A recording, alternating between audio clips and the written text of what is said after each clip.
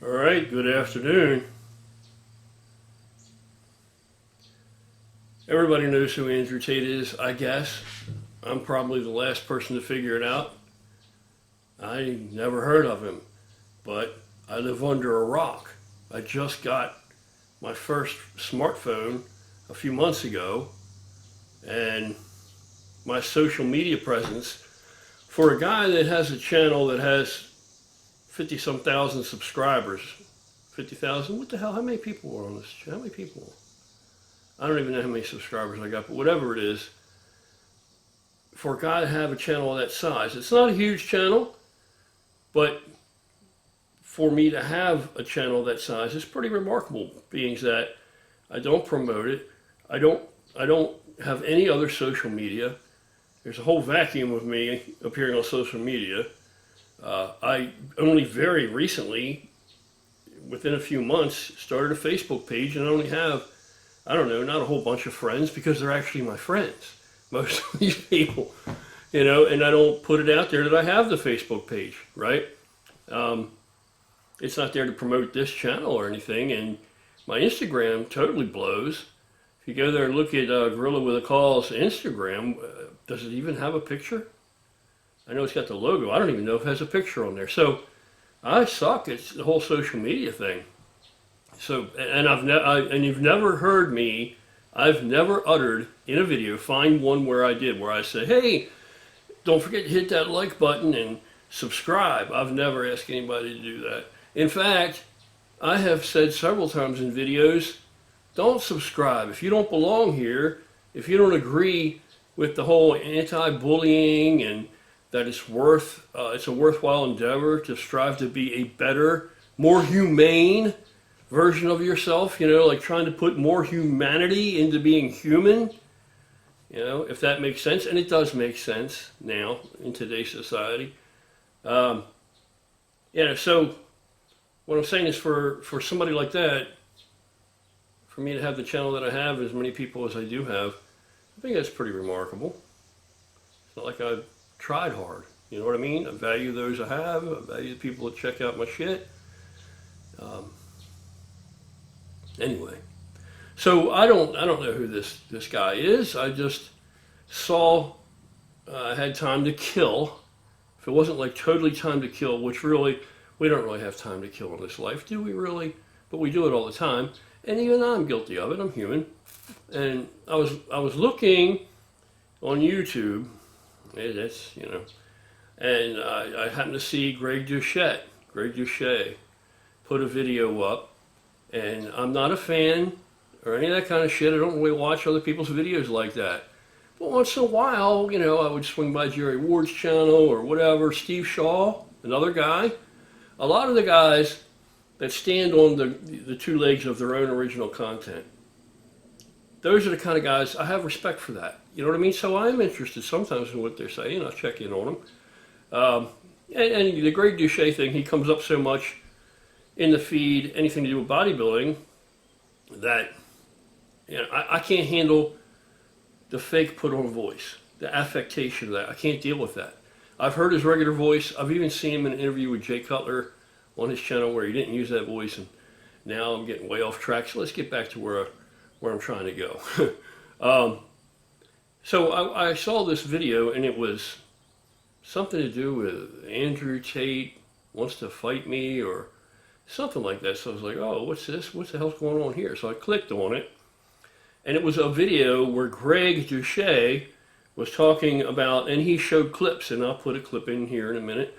And he showed clips of this fellow Andrew Tate talking about bodybuilders are all pussies, and as soon as you hit them, they crumble and they want to cry or whatever the shit it is, and that he's never met a bodybuilder that didn't wish he was a fighter, and they think that they're tough because they're just making all of these generalized blanket statements that are patently wrong. I mean, there are outliers everywhere that may apply to, I don't know how many people it applies to. I don't even really, don't consider myself a bodybuilder, and yet I do consider myself a bodybuilder too. So I was a fighter for many, many years before I even started working out. So the whole motivation that this guy's attaching to why people even lift weights and build muscle and all this shit is completely wrong. It may apply to some people. Anything you say is going to apply to somebody, but these blanket statements like that, it kind of came off to me as a kind of a bullying type of attitude. That's how it came off to me, and I'm like real against that shit. So, Greg made his video that he's not trying to fight anybody and blah blah blah and why and all this shit. So I don't think that this guy Andrew Tate even mentioned Greg Doucette. I think that Greg just saw it as an opportunity to throw the name in there and get some views. And I ended up watching it, going down that rabbit hole.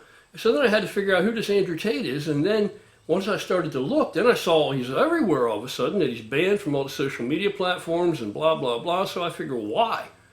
Guy seems like a fucking dick. So I went to look at some of his stuff, and I was surprised to find that I agree with a whole lot of what he says. A whole lot of what he says rings dead on the money and true to me. And I've seen him speak on his past when he was a young man and his experience in being bullied and how that got him into fighting to where he could defend himself. Very similar story. And I can totally relate to that, understand, respect that, appreciate that. But, the thing about guys is that sometimes you go too far and it's very easy to become the thing that you claim that you hate. It's very easy to. I used to have, I'll call it a support group, I'll call it a discussion group. Used to have a discussion group where we all met by Skype, and it was several men and myself, and these were guys that were just these big beast, badass motherfuckers. It was military guys, paramilitary guys, law enforcement guys. There was a firefighter in there. One guy was a correctional officer, and it was just guys. And there were two fighters, and it were just guys that, we sit around and talk about how you have to be careful that you don't throw the baby out with the bathwater. That very often when you come from a background like that as a young person, as a child, when you're bullied, and you instinctively, your default mechanism becomes you want to push away from all these characteristics that you believed made you appear to be a target at that time. So eventually you get so far that you're so beyond that, so removed from that, that you don't feel threatened anymore. Nobody sees you as a target anymore, but you still have these affectations and you still have these default mechanisms and these processes going through your wiring that you're still carrying some of that. You're still carrying some of that, even if you're not aware of it. And because you pushed away from all of those things that you thought identified you as a target to, these fucking shitty people that bullied you or would bully anybody, you might have thrown the baby out with the bathwater. You don't want to let go of some of your best qualities: tenderness and compassion, kindness, humility, all these awesome characteristics. Now you're not a target anymore. So now we would kind of talk about how you need to put yourself out there, because people that are in the shoes you were once in, young people, like the skinny, awkward kid or the little fat kid or the kid walking around looking at the cracks in the sidewalk because he can't look people in the face because he has no self-esteem. He doesn't see you now when you walk by or he comes past you. He doesn't see himself in you. He sees this big, scary dude, and he's just thankful that you're not picking on him. He doesn't want to even be noticed by you. You know what I mean? So we would talk about how you need to get out of your comfort zone a little bit, man, and put yourself out there maybe, and at least recognize that this individual possesses a space that he moves within, and just maybe smile or maybe say, hey, how you doing? Or, whatever. Just because you exude a different aura, after all these years, and you're way beyond that now. It's not necessary anymore. And that may be turning off or pushing away, isolating you from people that are in the place where you once were and couldn't wait to get the hell away from and did everything you could to become another person. They're in that spot. They can't look to you and say, they don't see you. They don't realize that. They don't see themselves in you. They don't realize that, hey, I'm you, bro. I'm you. I was there, man. I know what it's like. I was there, dude, and you can get out of it and find your way. Right? They don't see that. So nonetheless, you know, it is very easy to become somewhat part of, similar to, the thing that you claim to hate. So I saw him talking about how he's anti-bullying and all this, but then when I look at that video seems, maybe it's just sensationalistic, but it seems painting everybody with one broad stroke. It seems ignorant, and it seems, I don't know how every weightlifter, every bodybuilder he knows wants to be a fighter. He must not know very many people that actually work out or lift weights, real bodybuilders. He must not know very many, if that's a true statement. You know, and a lot of his character is sensationalism. A lot of it is, right? So there's real fibrous truths in his paradigm, or what he ascribes, but there's also sensationalism, because that's what it's about. And he's not immune to that. He's shrewd in that way. So, you know, but my initial instinct when I saw this video, and he made a challenge at the end of it, he said, if there's any fucking muscleheads, bodybuilders out there that disagree with me or they don't like this, you know, let them, you know, step to me, let me know, man. I'll you know, challenge me, we'll get in the cage. That's what he said, something along those lines, right? Paraphrasing. Well, I'm here to tell you, Mr. Tate, I'm not afraid of you. And I'll fight you. I got no problem fighting you. And I'm fucking 60 years old. I got no problem fighting you. And I will give you a fucking fight. I mean, am I going to stomp the shit out of you? Maybe.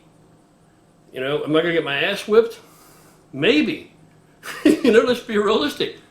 I am 60. But I think if I trained for it, and I don't need an endless amount of time, a mere 6 months. If I train 6 months with that as a target, I'll fight your ass. I'll fight you. You'll respect me at the end of it.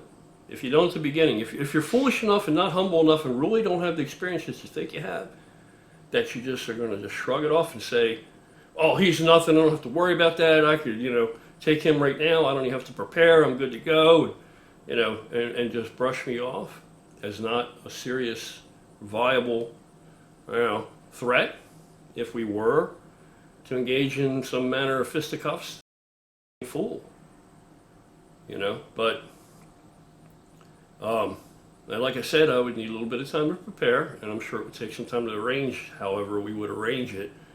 And there's some stipulations I would have. I don't want a bunch of bulky fucking gloves and gear on, because I'm a fighter. I trained for actual martial combat when I trained. This was the old days. That's how we came up. Now, if you tried to teach that way, or you had a dojo or a school that way, you would get the shit suit out of you, you know? But that's how we trained, almost like a cult thing. And yeah, I'm not bragging, I'm just saying that is true. That's true.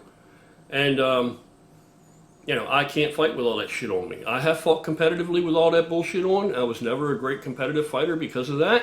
Never tried to be, never aspired to be, because I believed it would develop bad habits in me on the street. And the whole reason I learned to fight was to be able to fight.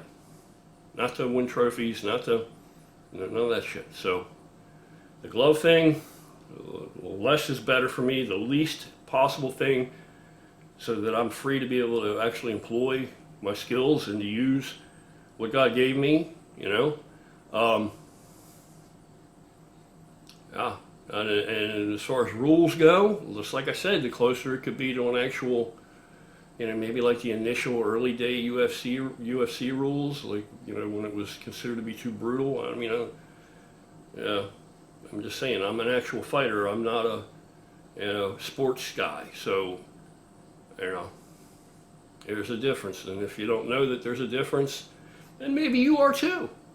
But that's extremely difficult to do, because you default to your training, you know. But if you know, maybe you know the difference. If you don't know the difference, then you're twice the fool. But I'll fight you, no problem. You put the challenge out there. You're the one that put it out there. Open invitation. I'll fight your ass, no question, no question.